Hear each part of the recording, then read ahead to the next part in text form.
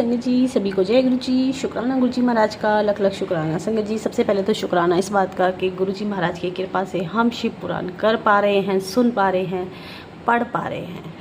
तो गुरु जी हमारे कल्याण करने के लिए ही हमसे ये सब चीज़ें करवाते हैं, क्योंकि अगर उनका आदेश ना हो, उनकी कृपा ना हो ना संगत जी, तो हम ये सब चीज़ें कर ही ना पाए, इस तरफ हमारा ध्यान ही ना जाए। क्योंकि फ़ोन में तो आज तक हमने बहुत कुछ देखा है। अब गुरु की कृपा से हम पाठ करने लगे, हम शिव पुराण करने लगे, तो कहीं ना कहीं उनकी आदेश और उनकी कृपा हम पे होनी शुरू हो गई है, जो हम अच्छे मार्ग पे चल रहे हैं। जय गुरु जी।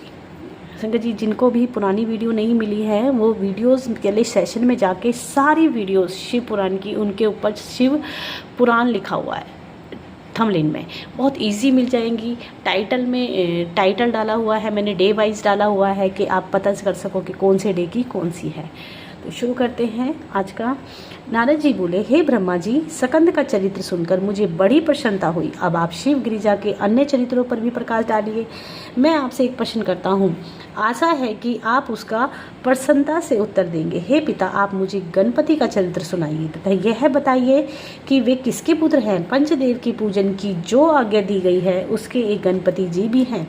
उनकी किस समय से पूजा की गई, तीनों लोकों को उन्होंने किस प्रकार जीता तथा उन्होंने किस प्रकार इतनी ख्याति प्राप्त की, यह आप मुझे बताइए। मैंने कई बार यह सुना है कि गणपति जी भी गिरिजा के पुत्र हैं, परंतु उनके विषय में विशेष कुछ नहीं जानता। शिव जी के विवाह में आपने कहा था कि गणपति जी की पूजा की गई है तथा शिव जी ने उन्हें नमस्कार किया। मुझे इसमें बड़ा संशय है कि दोनों बातें एक साथ कैसे हो सकती हैं। यह सुनकर ब्रह्मा जी बोले, हे नारद, तुमने वास्तव में बहुत अच्छा प्रश्न किया है। हम तुम्हें गणपति की उत्पत्ति तथा उनके पद आदि से अवगत कराते हैं। गणपति विष्णु आदि के समान ही प्राचीन देवता हैं। वे अलग अलग 5 देवताओं में बटे हुए हैं। उन्होंने अनेक लीलाएं तथा चरित्र किए हैं, जिनको हम थोड़ा सा बताते हैं। हे नारद, हम शिवजी गिरिजा के साथ विवाह करके अंतपुर में विहार करने लगे। तब शिव एवं गिरिजा में ऐसा प्रेम बढ़ा कि उन्हें रात दिन व्यतीत होते हुए कुछ भी न जान पड़े। यह दशा देखकर सब देवता मेरे पास आए। तब मैं भी चिंतित होकर उन सबको साथ लेकर विष्णु जी के पास पहुंचा और स्तुति करने के पश्चात सब वृत्तांत उन्हें कह सुनाया कि शिवजी 1 सहस्त्र दिव्य वर्षों से विहार कर रहे हैं। पता नहीं ऐसे विहार से कैसा पुत्र उत्पन्न होगा। अस्तु, आप ही उसके विषय में कुछ बताएं। विष्णु जी यह सुनकर बोले, हे ब्राह्मण, उस उचित तथा शुभ ही होगा। हमको ऐसी युक्ति करनी चाहिए कि शिव जी का विलय किसी प्रकार से पृथ्वी पर गिर पड़े, जिससे गिरिजा से पुत्र ना उत्पन्न होने पाए, नहीं तो वह ब्रह्मांड भर को जलाकर भस्म कर देगा। यह सुनने के पश्चात मैं तो अपने घर चला गया तथा अन्य देवता कैलाश पर्वत पर गए। देवताओं ने शिवजी के द्वार पर जाकर उन्हें आवाजें दी। तब शिवजी बाहर निकल कर आए। उन्हें उस समय देवता ने प्रणाम करके स्तुति की और कहा, हे प्रभु, अब आप संसार को पवित्र करें। शिवजी देवताओं का आश्रय समझकर कहने लगे कि मैंने तुम्हारे मनोरथ को अच्छी तरह से समझ लिया है। तुमने व्यर्थ ही मेरे आनंद में विघ्न डाला है। यह बहुत ही बुरा हुआ है। सब मेरा वीर्य सिर से नीचे की ओर आता है, उसको तुम में कौन लेता है। यह कहकर उन्होंने अपना वीर्य पृथ्वी पर फेंक दिया, जिसके तेज से अब और प्रकाश हो गया। उस समय अग्नि कपोत का रूप धारण कर वीर्य को खा गए। फिर जब वे उड़कर आकाश को चले तो उस वीर्य को धारण करने की शक्ति ने पाकर उन्होंने पृथ्वी पर फेंक दिया। उसके गिरने से पहाड़ भी कांप उठा। इस प्रकार सकंद की उत्पत्ति हुई, जिस विषय में हम पहले बता चुके हैं। हे नारद, अब हम तुम्हें गणपति के विषय में बतलाते हैं। इस घटना के घटते समय शिवजी ने सब देवताओं से कहा कि तुम लोग शीघ्र ही हमारे पास से भाग जाओ। ऐसा न हो कि गिरिजा इस बात को जानकर तुम पर क्रोध करें। यह सुनकर देवता वहाँ से भागे तथा शिवजी उनके भागने का चरित्र देखते रहे। उसी समय गिरिजा ने आकर देवताओं पर महाक्रोध किया, जिससे ऐसा प्रतीत होने लगा कि अभी प्रलय हो जाएगा। तदुपरांत गिरिजा ने देवताओं को शाप दिया। शाप के चुकने के बाद भी उनका क्रोध शांत न हुआ। उनका शरीर दुख की अधिकता के कारण स्थिर हो गया। शिवजी ने गिरिजा को इस प्रकार दुखी देखकर गोद में उठा लिया और तथा बहुत सी प्रेम की बातें की और उन्हें यह समझाते हुए कहा कि हे गिरिजे, तुम मुझसे इस प्रकार क्यों अप्रसन्न हो। मेरा कोई अपराध नहीं है। यदि अनजाने में कोई अपराध हो गया हो तो क्षमा करो। तुम्हारे बिना मानो हम अंगहीन हैं। हम तो सबकी माता तुम तो सबकी माता हो, तुम्हारे अधीन तो तीनों लोकों के कार्य हैं, बिना तुम्हारे सब निर्मल है। अब प्रसन्न होकर तुम हमारे तथा सबके दुख को दूर करो। ब्रह्मा जी बोले, हे नारद। शिव जी के ऐसे वचन सुनकर गिरिजा बोली, हे नाथ, क्या आप मेरे दुख को नहीं जानते? संसार में संतानहीन होने के बराबर कोई दुख नहीं है। मेरा पहला जन्म बिना संतान के व्यतीत हो गया। अब यह जन्म भी उसी प्रकार बीतना चाहता है।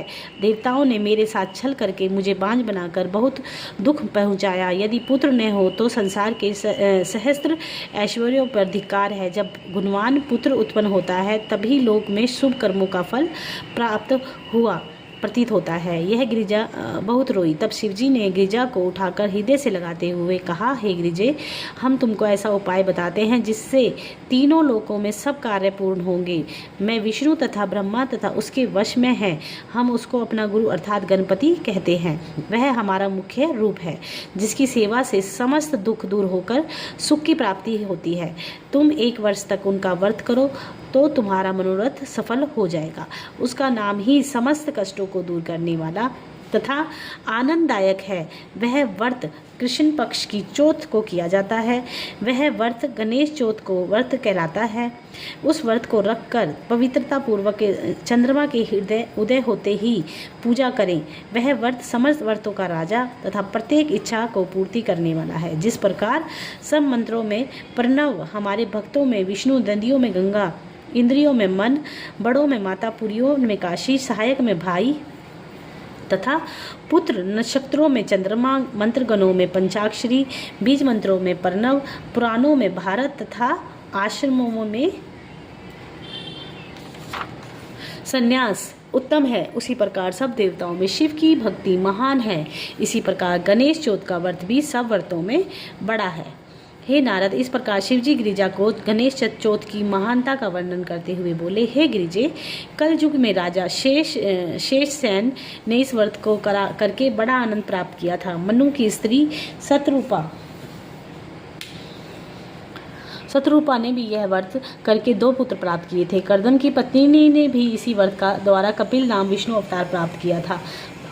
वशिष्ठ की स्त्री ने भी यह व्रत करके शक्ति नामक पुत्र को उत्पन्न किया। इसी प्रकार इसी व्रत के प्रभाव से अनेक मनुष्यों ने पुत्र प्राप्त किए। गिरिजे, तुम भी इसी व्रत के प्रभाव से अवश्य पुत्र प्राप्त करोगी।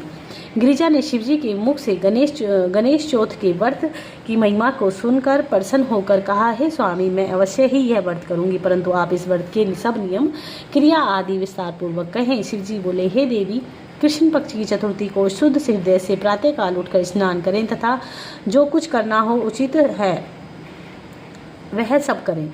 इसके पश्चात व्रत की दृढ़ इच्छा कर यह संकल्प करें कि हे गणेश, हम तुम्हारा व्रत करते हैं, हमारा मनोरथ पूर्ण करना है। गणपति, हमारा व्रत भली प्रकार से पूर्ण हो जाए और हमारे सब दुख दूर हो जाएं। तुम सबको जानते हो, सब फलों के दाता हो तथा वेदों ने भी तुमको विघ्नहर्ता कहा है।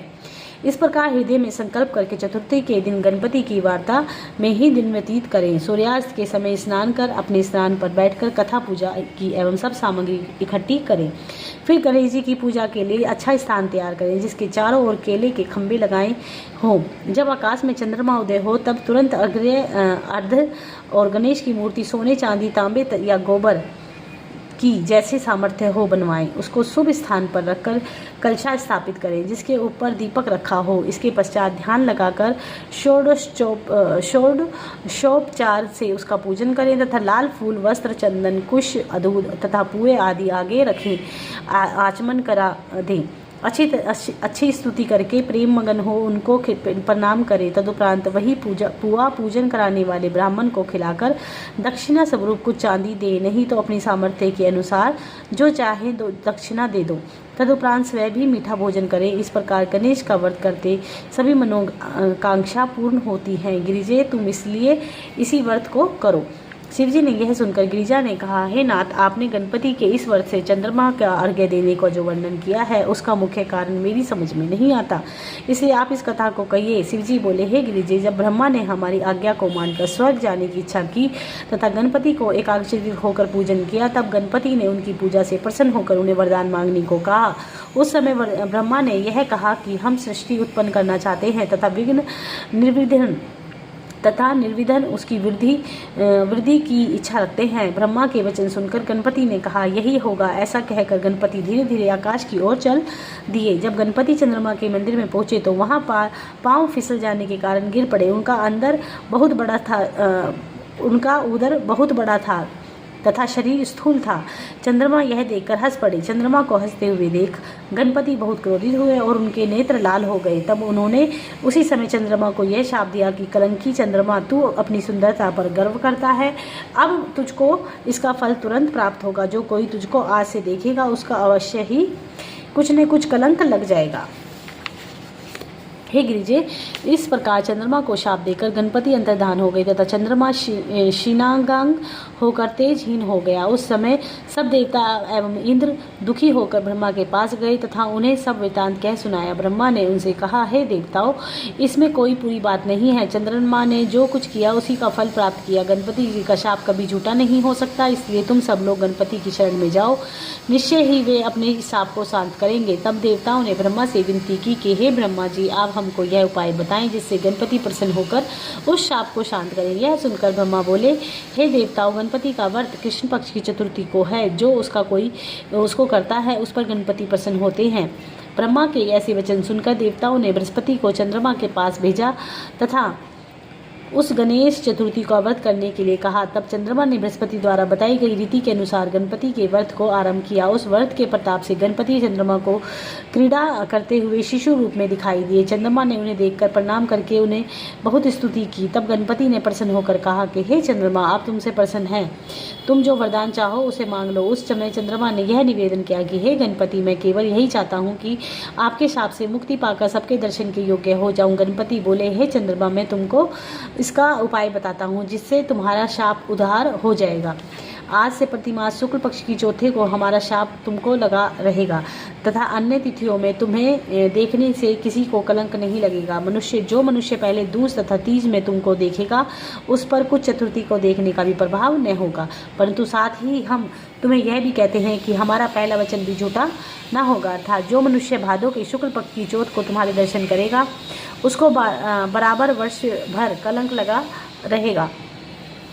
लगा करेंगे। हे गिरिजे, गणपति से मुख से ऐसे वचन सुनकर चंद्रमा ने कहा, हे गणपति, अब मुझे इस शाप से दूर होने की कोई युक्ति बताओ। तब गणपति बोले, हे चंद्रमा, जो मनुष्य प्रति मास की कृष्ण पक्ष की चौथ को तुम्हारे उदय होने के समय मेरी तथा रोहिणी सहित तुम्हारी पूजा करेगा, तुमको अर्घ देगा, तुम्हारी कथा सुनकर ब्रह्म भोज करेगा, वह स्वयं नमक आदि त्याग कर केवल मीठा ही भोजन करेगा, उसकी चौथ का दोष जो वर्णन किया है वह प्राप्त नहीं होगा। जब भादो मास का आरंभ होगा तो शुक्ल पक्ष की चौथ को हमारी पूजा करे। उस व्रत से सब प्रकार के कलेश दूर हो जाएंगे तथा उस मनुष्य को चौथ का कोई कलंक नहीं लगेगा। चंद्रमा से इतना कहकर गणपति अंतर्धान हो गए और चंद्रमा फिर अपना तेज प्राप्त कर प्रसन्न हुआ। है गिरिजे, इस कथा के सुनने से भी पाप समूल नष्ट हो जाते हैं।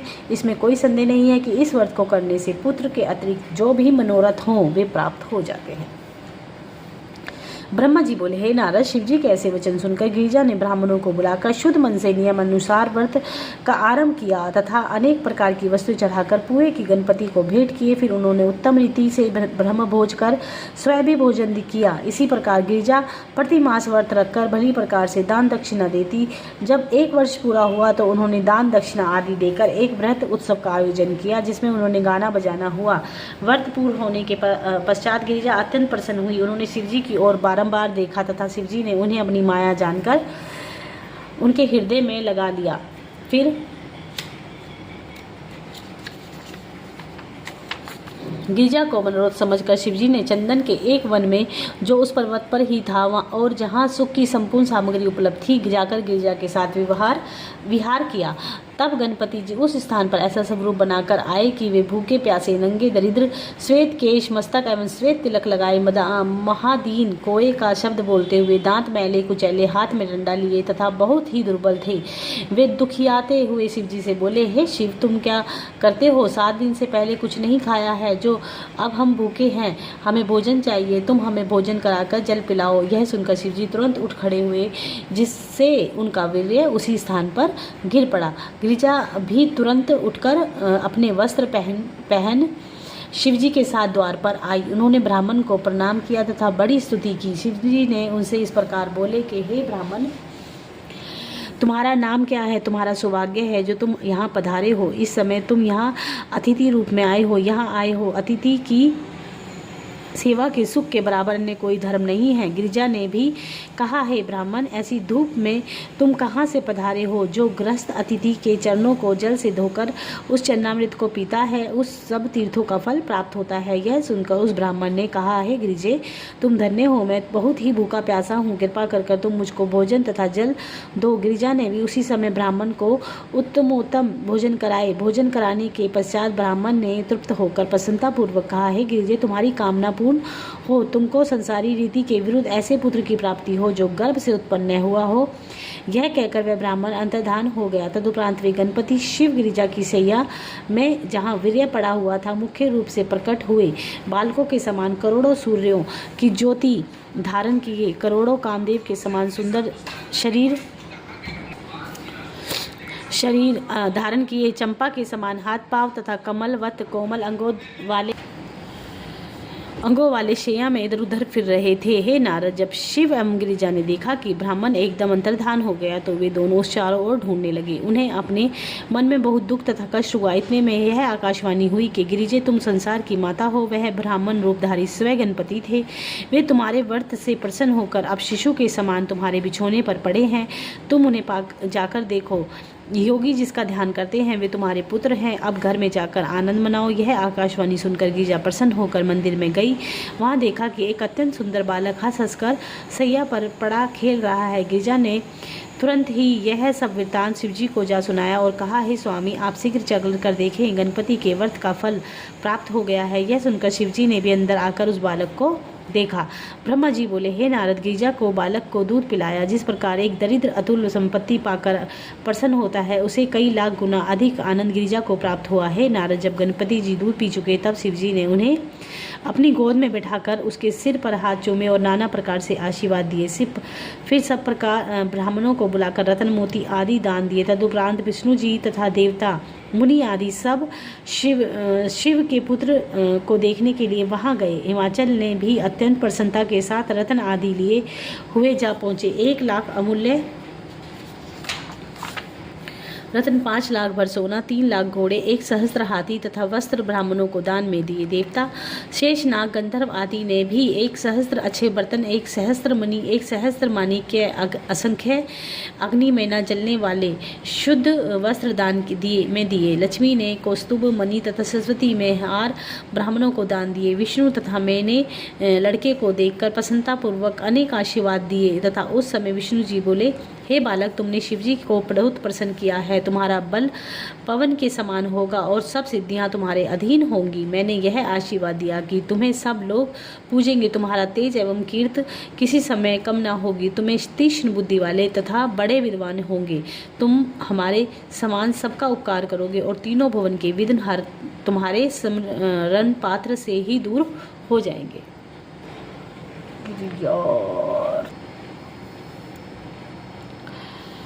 मनुष्य के समान रुदन करने लगे। ब्रह्मा जी बोले, हे नारद, गिरिजा चैतन्य होकर पुनः खेद एवं दुख से मूर्छित हो गई।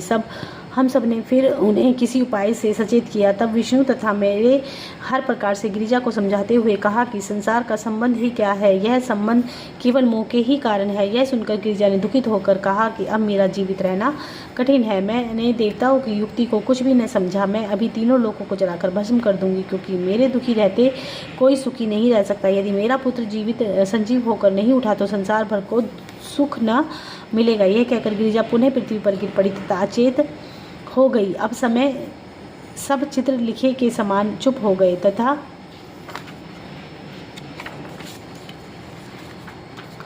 शिव के पास पहुंचकर बहुत ही लज्जा से बोले, हे प्रभु, यह क्या हुआ जिससे हम सबको दुख प्राप्त हुआ? अब आप ऐसा कोई उपाय बताइए जिससे बालक पुनः जीवित हो उठे तथा उससे तीनों लोगों को आनंद प्राप्त हो। यह सुनकर शिव जी बोले, हे देवताओं, जो होनहार है वह रुक नहीं सकता। फिर मैं विष्णु से बोले, हे विष्णु, तुम हमारे मुख्य रूप हो।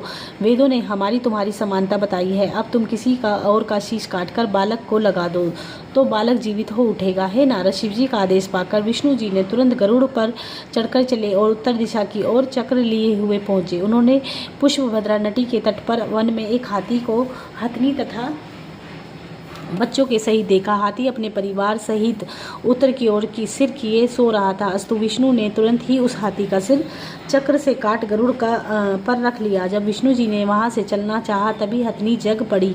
उसने चिल्लाकर अपने बच्चों को जगाया तथा विलाप करने लगी। सबने जागकर विष्णु जी के चारों ओर से घेर लिया तथा उत्तम रीति से उनकी स्तुति करते हुए कहा, हे विष्णु, यह आपने क्या किया? आप तो धर्म स्वरूप हैं।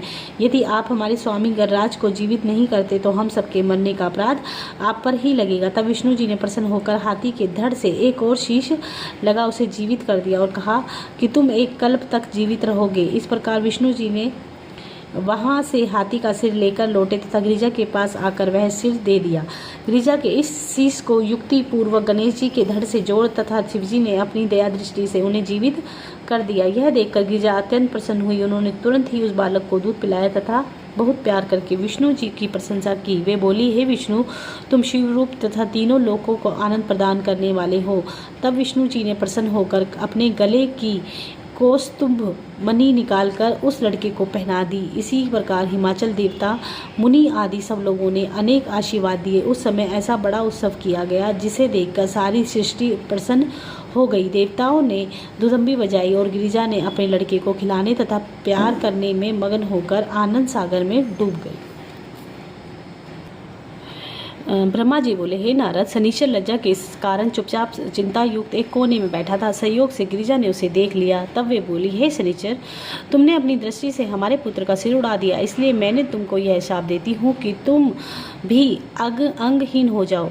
यह सुनकर सूर्य, कश्यप तथा यमराज को क्रोध आ गया। उन्होंने क्रोधावेश में गिरिजा को शाप देने चाहा। उसी समय विष्णु ने मुझसे तथा अन्य देवताओं से यह कहा कि तुम लोग इनकी सेवा करके इन्हें शांत करो। तब मैं अन्य देवताओं के साथ उनको समझाने का प्रयत्न करने लगा। उस समय कश्यप ने कहा, मेरा पोता शनिश्चर निर्दोष है। गिरिजा ने इसके मना करने पर भी स्वयं अपने लड़के को दिखलाया था। इसमें शनिश्चर का क्या अपराध है? मैं भी अब गिरिजा को अपना ब्रहा तेज दिखलाता हूँ, जिससे गिरिजा के पुत्र के अंग भंग होगा।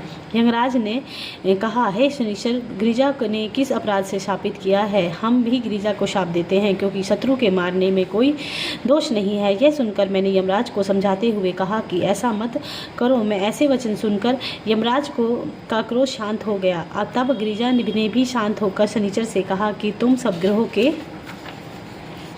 अधिपति होकर शिव के प्यारे तथा अमर हो जाओ, तो हमारे वर से तुम शिव के अनन्य भक्त होंगे। यद्यपि हमारे अपराध से खंडित अवश्य हो जाओगे, परंतु इसको कोई दुख एवं कष्ट न होगा। यह कहकर गिरिजा भीतर चली गई। हे नारद, जब विष्णु ने गणेश को नया सिर लगा दिया और वे पुनः जीवित हो गए, उस समय आनंद मंगल तथा नित्य गायन होने लगे। सब ने गणपति को अपने भूषण दिए तथा तीनों देवता एक साथ बोले, हे पुत्र, सर्वप्रथम तुम्हारी ही पूजा हुआ करेगी।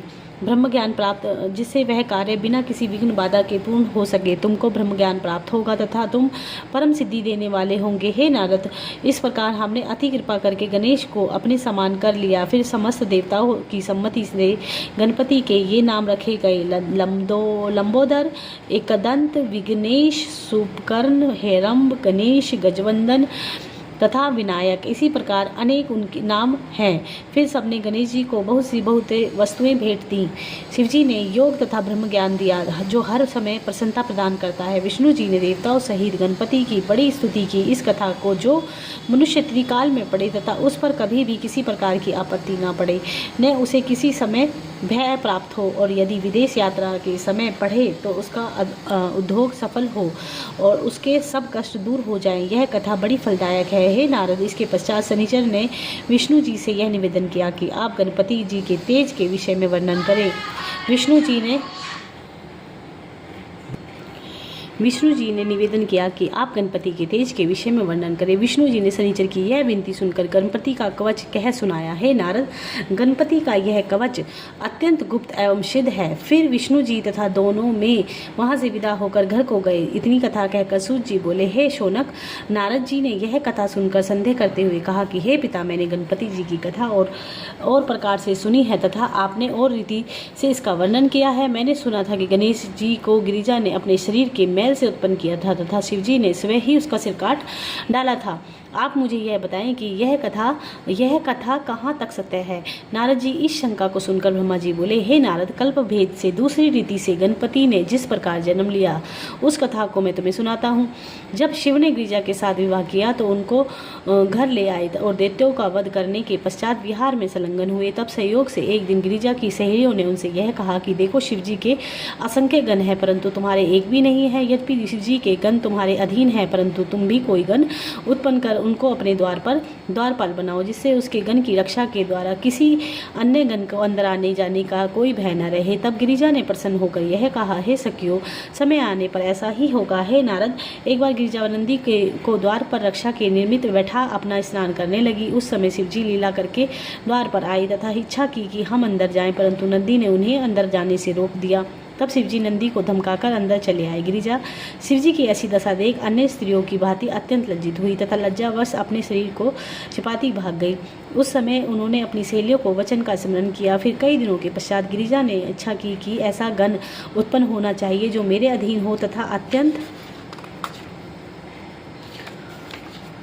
बलवान, पराक्रमी तथा शिव के गणों से भी अधिक तेजस्वी हो। यह विचार कर गिरिजा ने अपने शरीर से मैल निकाल एक मूर्ति स्थापित की, उस गणपति नाम देकर जीवन दान दिया। वह बालक अत्यंत सुंदर रूप के सागर से समान उत्पन्न हुआ। उस समय गिरिजा अत्यंत प्रसन्न होते हुए बोली कि तुम हमारे पुत्र तथा शेष गण हो। फिर उनके साथ लाड़ प्यार किया तथा अत्यंत प्रसन्न होकर भूषण एवं वस्त्र दिए। तब गणपति ने गिरिजा को प्रणाम करते हुए कहा, हे माता, आप जो कहें, जो काम मुझे सौंपेंगी मैं उसे भली भांति पूरा करूंगा। यह सुनकर गिरिजा ने कहा, हे पुत्र, तुम हमारे द्वारपाल हो जाओ, हमारी आज्ञा बिना कोई भी अंदर ना आए। इतना कहकर गिरिजा ने गणपति को हृदय से लगाकर द्वार पर बैठा दिया। हे नारद, गणेश जी ने गिरिजा के आदेश अनुसार हाथ में डंडा लेकर द्वार पर बैठे। तदुपरांत गिरिजा ने स्नान का विचार कर सब सेवकों से सामग्री एकत्र करने को कहा तथा स्नान करने के लिए बैठी। इतने में ही शिवजी गणों सहित वहां आ पहुंचे। उन्होंने गणों को बाहर छोड़कर अंदर जाने की इच्छा की, परंतु गणपति ने उनको रोकते हुए कहा कि अभी अंदर जाने का समय नहीं है, क्योंकि इस समय मेरी माता स्नान कर रही हैं। यह कहकर उन्होंने अपने डंडे को आगे कर शिवजी के आगे बढ़ने से रोक दिया। तब शिवजी ने उनसे कहा कि तुम कौन हो जो तुम हमें नहीं पहचानते, तो मुझको भीतर नहीं जाने देते। तब हम गिरिजा के पति शिव, इस मंदिर के स्वामी, तुम किसके पुत्र हो? यह कहकर शिवजी को अंदर चले गए।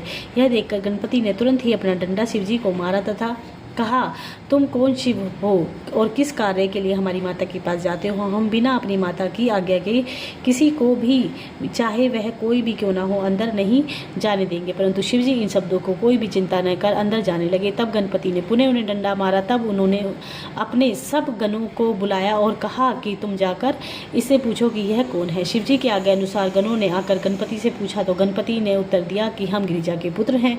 तुम लोग कौन हो जो हमसे यह पूछने आए हो? यह सुनकर गणों ने शिवजी से सारा वृतांत कहते हुए कहा, है प्रभु, वह वहां से नहीं उठता। जब शिवजी के गणों ने यह आज्ञा दी कि तुम इसे द्वार से हटा दो, तो उस समय गणों ने गणपति को उठाने का बहुत प्रयत्न किया, परंतु वे न उठे। परस्पर झगड़ा होने लगा। इसी समय शिवजी वहां आ गए और भीतर से गिरिजा ने भी यह कोलाहल सुनकर अपनी सहेलियों को भेजते हुए कहा कि तुम बाहर जाकर देखो कि वहां क्या हो रहा है।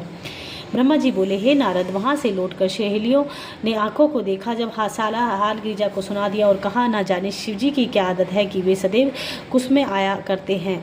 यह सुनकर गिरिजा ने अपनी सहेलियों से कहा कि तुम गणपति से जाकर कह दो कि शिव इस समय किसी प्रकार भी भीतर न आ पाए। परंतु सहेली ने तुरंत ही यह आज्ञा गणपति को जाकर सुना दी। तब गणपति ने शिवजी के गणों से कहा कि मेरी आज्ञा के बिना बलपूर्वक तुम्हारा भीतर आना असंभव है। मैं सब तरह से तैयार हूँ, तुम्हारी जो इच्छा है वह करो।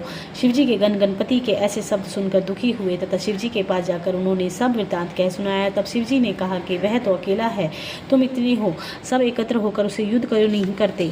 शिवजी इतना कहकर चुप हो गए। हे नारद, शिवजी की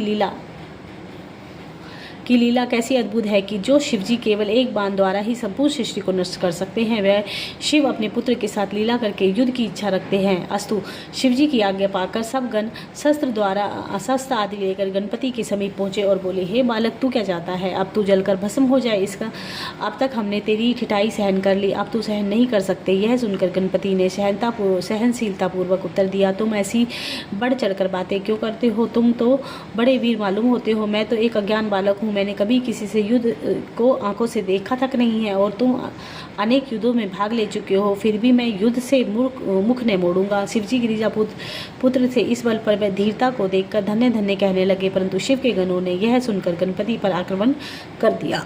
दोनों ओर से घोर युद्ध होने लगा। शिवजी ने गणों ने शूल बाण आदि शस्त्र गणपति पर चलाए, परंतु गणपति ने उन्हें अपने डंडे से ही काट डाला तथा सबको युद्ध भूमि में भगा दिया। शिव के गणों ने कहा कि इस छोटे से बालक से ने यह वीरता कहाँ से प्राप्त की है। इसके पश्चात उन सब ने गणपति को पुकार कर कहा कि अब तो हमने तुमको बच्चा समझकर छोड़ दिया, परंतु अब नहीं छोड़ेंगे। यह कहकर उन्होंने गणपति पर अनेक शस्त्रों द्वारा आक्रमण किया। गणपति ने भी उनके आक्रमणों को उत्तर दिया। तब दोनों ओर से घोर युद्ध हुआ, परंतु वे पराजित होकर वहां से भाग गए। तब तथा गणपति उसी प्रकार द्वार पर बने रहे।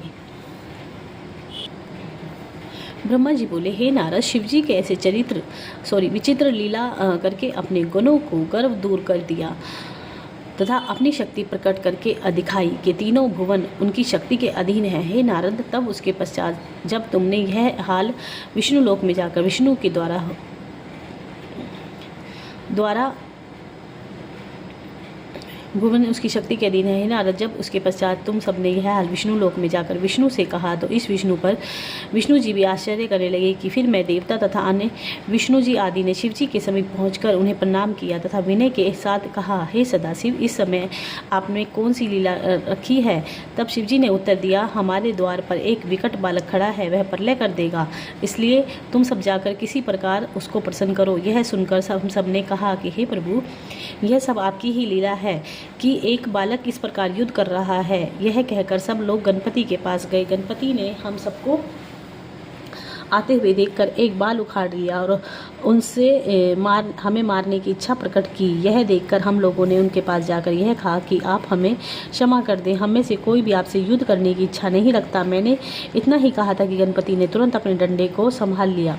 उस समय हम सब लोग वहां से लौटकर शिवजी के पास आए। तब शिवजी ने क्रोधित होकर इंद्रादि से कहा कि तुम जाकर उस बालक का वध करो, जिससे तुम्हें यश प्राप्त होगा। शिवजी की आज्ञा पाकर इंद्र आदि देवताओं ने युद्ध के लिए तत्पर होकर गणपति के ऊपर बाण तथा अन्य शस्त्रों की वर्षा की। उसी समय शिव तथा गिरिजा ने भी दो शक्तियां उत्पन्न की, जो तुरंत युद्ध स्थल में पहुंचकर दोनों ओर के शस्त्र अपना मुंह खोलकर निकल जाती थी। जिस प्रकार पर्वत समुद्र के बीच में स्थिर रहता है, उसी प्रकार अकेले गणपति ने समस्त सेना को दुखी कर दिया। तब वह सब देवता निशस्त्र होकर खाली हाथ युद्ध स्थल में खड़े रहे और बोले कि अब क्या करें, हमारे पास तो कोई शस्त्र भी शेष नहीं रहा। उस समय केवल वीरभद्र को यह दिखाई देता था कि दोनों शक्तियों ने प्रकट होकर देवताओं को इस प्रकार दुखी किया है। नारद, अंत में तुमने देवताओं सहित शिवजी के पास आकर कहा कि हे प्रभु, हमको ऐसा प्रतीत होता है कि यह सब लीला आपकी ही है। यदि आप इस समय कुछ नहीं करते तो अवश्य ही प्रलय हो जाएगा। तब शिवजी ने आज्ञानुसार इंद्र, वरुण तथा ने पहुंचकर गणपति के ऊपर अपने शस्त्रों से आक्रमण किया, परंतु वे सब व्यर्थ हो गए। सब देवताओं ने वहां से भागकर शिवजी के चरणों में शरण पाई। हे नारद, उस समय तुमने शिवजी से कहा कि हे शिव शंकर, आप संसार को उत्पन्न करने वाले हैं। यही गिरजा का यह गण जीवित रहा तो प्रलय कर देगा, इसलिए आप इस गण का सिर काट दीजिए। यह कहकर तुम चुप हो गए तथा शिवजी ने यह सुनकर हंसने लगे। ब्रह्मा जी बोले, हे नारद, शिवजी तुम्हारे यह वचन सुनकर युद्ध के लिए अपने उत्तमोत्तम शस्त्र लेकर तैयार हुए। उन्होंने अत्यधिक क्रोध होकर विष्णु तथा अन्य प्रसिद्ध गणों के साथ लेकर अपना डमरू बजा दिया। डमरू की ध्वनि सुनकर वे समस्त देवता, जो कई बार युद्ध भूमि से पराजित होकर भाग गए थे, पुनः वीरता से गर्जन करने लगे। विष्णु जी ने स्वयं भी गणेश से युद्ध किया। जो शस्त्र विष्णु ने गणपति के ऊपर प्रलय की अग्नि के समान चलाया था, उसे गणेश जी ने अपने दंड से 2 खंड कर डाला। तब विष्णु जी ने देर तक युद्ध करने के पश्चात शिवजी ने कहा, हे प्रभु, अब मैं इस गण का वध किए डालता हूँ। शिवजी बोले, बहुत अच्छा। तब गणपति ने उस समय इतनी वीरता दिखाई कि सब देवता युद्ध भूमि में पीठ दिखाकर भाग गए। यह देखकर विष्णु जी ने अपने मुख से गणेश की प्रशंसा करते हुए कहा कि तुम्हें अनेक धन्यवाद है, क्योंकि आज तक कोई भी इतनी वीरता से हमारे साथ नहीं लड़ा। विष्णु जी ने यह कह ही रहे थे कि गणपति ने अपने परिग उठाकर मारा, परंतु विष्णु जी ने अपने परिग से उसे काट डाला। फिर गणपति ने एक शस्त्र विष्णु जी के वक्ष में मारा, जिसको विष्णु ने सहन कर सका तथा धरती पर अचेत होकर गिर पड़े। उस समय चारों ओर हाहाकार मच गया, परंतु थोड़ी देर पश्चात विष्णु जी शिव जी की कृपा से पुनः उठ खड़े हुए। इस प्रकार बहुत देर तक ये दोनों ने युद्ध होता रहा, परंतु कोई में से कोई भी किसी को परास्त न कर सका। निदान विष्णु जी ने गणपति पर एक साथ असंख्य बाणों की वर्षा की तथा अपनी विजय के विचार से अपना शंख बजाया। इनके शंख की ध्वनि सुनकर सब देवता लौटकर फिर युद्ध करने लगे। फिर एक साथ सब देवताओं ने गणपति पर आक्रमण कर दिया, परंतु गणपति ने गिरिजा का स्मरण करके फिर अपनी मुष्टिका द्वारा सब देवताओं के शस्त्र व्यर्थ कर डाले। इतने वेग से अपने शस्त्र चलाए जो किसी को दिखाई न देते थे। उस समय समस्त देवता आश्चर्यचकित हुए, पृथ्वी कांपने लगी, तब पर्वत हिलने लगे। ऐसा प्रतीत होता था कि अब प्रलय होने ही वाला है। तब विष्णु जी सबको दुखी देखकर तथा प्रलय के चिन्ह देखकर तुरंत गणपति पर कूद पड़े तथा वेग से दौड़कर गणपति का सिर चक्र से काट डाला। यह देखकर मैं तथा अन्य सभी देवता आदि निर्भय होकर अत्यंत प्रसन्न हुए तथा शिवजी की स्तुति करने लगे। ब्रह्मा जी ने कहा, हे नारद, तब तुमने युद्ध का विस्तार इस प्रकार से प्रकट करा कि हे गिरिजे, देवता कितने दुष्ट हैं कि उन्होंने आपके पुत्र का वध निर्दयता के साथ कर डाला। उन्होंने आपके प्रताप एवं तेज का कोई विचार नहीं किया। अस्तु अब आपका यही उचित है कि आप अपना तेज देवताओं को दिखा दें, जिससे वे अपने कर्मों का फल पाएं तथा आपकी भी कीर्ति बनी रहे। यह देख कहकर तुम वहाँ से चले गए। गिरिजा तुम्हारे मुख से अपने गण की यह दुर्दशा सुन रो पड़ी तथा शोकाकुल से मूर्छित हो गई। फिर अपने शरीर से उन्होंने जो शक्तियां उत्पन्न की और सोचा कि उन शक्तियों के द्वारा समस्त सेना को नष्ट कर डाले। उन शक्तियों का स्वरूप बहुत ही उग्र था, शरीर महाविकराल तथा अंग अंग बहुत ही भयानक थे। उनके हाथ जोड़कर गिरिजा से निवेदन किया कि आप हमें जो आज्ञा दें हम उसे पूरा करेंगी। तब गिरिजा ने क्रोधावेश में उनसे कहा कि जिसने देवता सेना में हैं उन सबको खा जाओ, एक ही शेष ने बचे पाए, क्योंकि उन्होंने हमारे पुत्र को मारा है। अस्तु गिरिजा के आदेशानुसार सब शक्तियां युद्ध स्थल में पहुंचकर देवताओं के भक्षण करने लगी। उस समय विष्णु जी में तथा समस्त देवता दुखी होकर कहने लगे कि वास्तव में प्रलय काल आ गया अथवा शिवजी ने अपनी शक्ति प्रकट की। यह कहकर हम सब ने शिवजी की ओर से दृष्टिपात किया। हे नारद, उस समय तुमने शिवजी की आज्ञा से सब लोगों से यह कहा कि जब तक गिरिजा को प्रसन्न नहीं किया जाएगा तब तक यह प्रलय रूपी कष्ट किसी प्रकार भी दूर नहीं होगा। यह सुनकर हम तथा सब देवता गिरिजा के समीप जाकर हाथ जोड़कर मस्तक झुका स्तुति करने लगे तथा यह निवेदन किया कि हे गिरिजे, वास्तव में हम सब अपराधी हैं, अब आप हमको क्षमा कर दें। यह सुनकर गिरिजा ने उत्तर दिया कि हे देवताओं, यदि हमारा पुत्र जीवित हो जाए तो समस्त देवता पहले ही उसकी पूजा करें तथा हम प्रलय नहीं होने देंगे। यह सुनकर देवताओं ने यह हाल शिवजी से जाकर कहा। उसे सुनकर शिवजी ने गणपति के शरीर को अच्छी तरह धोकर कहा कि उत्तर की ओर जाओ और जो जीव सर्वप्रथम मिले उसी का सिर काटकर उसके शरीर से जोड़ दो, यह जीवित हो जाएगा। शिवजी के आज्ञा अनुसार विष्णु जी ने जाकर प्रशूलभद्रा नदी के वन में एक हाथी को अपने बच्चे सहित हथनी के साथ सोते हुए देखा। उन्होंने तुरंत हाथी का सिर काट लिया और अपने गरुड़ पर रखकर जैसे ही चलना चाहा उसी समय हथनी जाग उठी। उसने विष्णु जी की बहुत स्तुति की, जिसने प्रसन्न होकर विष्णु जी ने दूसरा सिर उत्पन्न कर उस हाथी की धड़ से जोड़ दिया। तब वह हाथी भी पुनः जीवित हो गया। फिर विष्णु जी ने उसे यह आशीर्वाद दिया कि तुम एक कल्प तक जीवित रहोगे। इसके पश्चात विष्णु जी हाथी के सिर पर को लेकर विष्णु जी के पास पहुंचे तथा उसे गणपति के धड़ से जोड़ दिया। उस समय शिवजी ने प्रसन्न होकर उसे जीवन दान दिया। इस प्रकार सबके दुख को दूर करते हुए तथा आनंद प्राप्त हुआ। ब्रह्मा जी बोले, हे नारद, गिरिजा ने अपने पुत्र को पुनः जीवित देखकर आनंद उत्सव मनाया और उन्हें अनेक प्रकार के वस्त्र देकर कहा कि हे पुत्र, इस समय हम तुम्हारे बाल पर सिंदूर देखती हैं, इसलिए तुम्हारी पूजा सिंदूर से हुआ करती है। जो तुम्हारी पूजा करेगा उसे पास सिद्धियां बनी रहेंगी। शिवजी ने भी अत्यंत प्रसन्न होकर कहा, देवताओं, यह हमारा ही पुत्र है, इसका नाम गणपति है। गणपति ने भी उस समय उठकर सबसे को प्रणाम किया तथा कहा कि हे देवताओं, आप मेरा अपराध क्षमा करें। तब तीनों देवताओं ने प्रसन्न होकर कहा, हे गणपति, तुम्हारी पूजा हम तीनों देवताओं के समान ही होगी। जो सर्वप्रथम तुम्हारी पूजा न करेगा उसको पूजा का कुछ भी फल प्राप्त नहीं होगा। यह कहकर सबने प्रथम गणपति जी की पूजा तथा प्रणाम कर यह वरदान दिया कि तुम भाद्र कृष्ण चतुर्थी को उत्पन्न हुए हो, इसलिए तुम्हारा व्रत चौथ का हुआ करेगा। तुम्हारा व्रत करने वाले भक्त सुखी एवं प्रसन्न रहेंगे। सबको तुम्हारी सेवा से आनंद प्राप्त होगा और सबको तुम्हारी पूजा आदि करनी चाहिए। इसके पश्चात विष्णु जी तथा अन्य सभी देवता ने गणपति के अत्यंत उत्तम एवं पवित्र स्तुति की। इतनी कथा सुनाकर सूर्य जी बोले, हे मुनियों, जब ब्रह्मा जी इतना कह चुके थे तो वे अत्यंत आनंद में मगन हो गए। उसी आनंद में उन्होंने गणेश की एक स्तुति बनाकर नारद को सुनाई। फिर कहा कि हे नारद, इसके पश्चात शिव जी से विदा होकर समस्त देवता वहाँ से चले गए।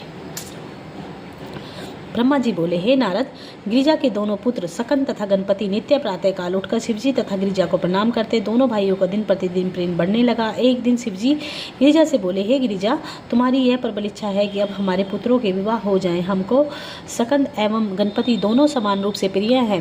पहले हम किसका विवाह करें? उस समय माता पिता से विवाह की चर्चा सुन सकंद एवं गणपति दोनों परस्पर झगड़ने लगे। सकंद कहने लगे कि पहले हमारा विवाह होना चाहिए, और गणपति कहते थे कि पहले हमारा। यह देखकर शिव एवं गिरिजा ने दोनों को बुलाकर कहा कि तुम दोनों समय वयस्क हो। हम तुमसे इस बात की प्रतिज्ञा करते हैं कि तुम दोनों में जो सर्वप्रथम संपूर्ण पृथ्वी की परिक्रमा करके लौट आएगा, उसी का विवाह हम पहले कर देंगे। यह सुनकर दोनों भाई पृथ्वी की परिक्रमा के लिए चल दिए। तथा तभी गणपति ने यह सोचा कि मुझ में इतनी शक्ति है कि मैं संसार भर की शीघ्र परिक्रमा कर सकूं, तब मैं क्या करूं? उसी समय उन्होंने एक युक्ति सूझी। वे स्नान कर माता पिता के सम्मुख खड़े हुए तथा विनती की कि हम आपकी पूजा करेंगे। अस्तु, आप पूजन के स्थान पर बैठिए। यह सुनकर शिवजी एवं गिरिजा दोनों पूजा के आसन पर बैठ गए। तब गणपति ने उनकी परिक्रमा कर उन दोनों की यथाविधि पूजा की। उस समय माता पिता ने कहा कि हे गणपति, सकंद तो संसार की परिक्रमा के लिए जा चुके हैं, अब तुम भी परिक्रमा के लिए जाओ। यह सुनकर गणपति ने विनय किया कि हे माता पिता, क्या मैंने पृथ्वी की परिक्रमा नहीं कर ली? आप धर्ममूर्ति होकर ऐसा क्यों कहते हैं? शिव गिरिजा ने गणपति के मुख से ऐसे वचन सुनकर आश्चर्यचकित होकर कहा कि हे गणपति, तुम संसार की परिक्रमा कब कर आए? तब गणपति ने उत्तर दिया कि हाँ, आपको वेद त्रिभुवन का रूप मानते हैं, सो मैंने आपकी परिक्रमा कर क्या तीनों लोकों की परिक्रमा नहीं की? इसके सिवाय वेद लिखते हैं कि जो मनुष्य माता या पिता की परिक्रमा करता है, उसको संसार भर की परिक्रमा का फल प्राप्त हो जाता है। पुत्र के लिए माता पिता के चरण ही सबसे बड़े तीर्थ हैं। अब आप या तो वेद के मार्ग को ही त्याग दो, नहीं तो मेरा विवाह कर दे। हे नारद, शिव एवं गिरिजा गणेश के ऐसे चातुर्य पूर्ण वचन सुनकर अत्यंत चिंतित हुए तथा उनकी चतुराई को देखकर प्रसन्नता भी हुई। उन्होंने यह कहा कि हे गणेश, तुमको शुभ मति उत्पन्न हुई है, इसलिए तुमने ऐसे धर्म के वाक्य कहे हैं। तुम अपने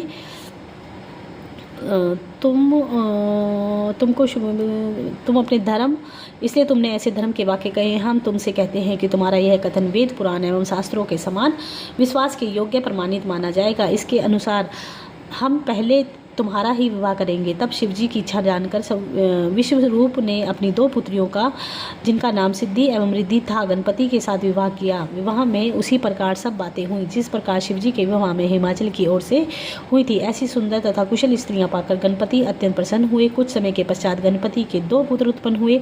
सिद्धि से क्षेम तथा रिद्धि से लाभ उत्पन्न हुए। समस्त संसार में उनके नाम समान कोई पंडित तथा कलाकार न हुआ। इतने में भी सकंद भी संपूर्ण संसार की परिक्रमा पूरी कर लौट आए।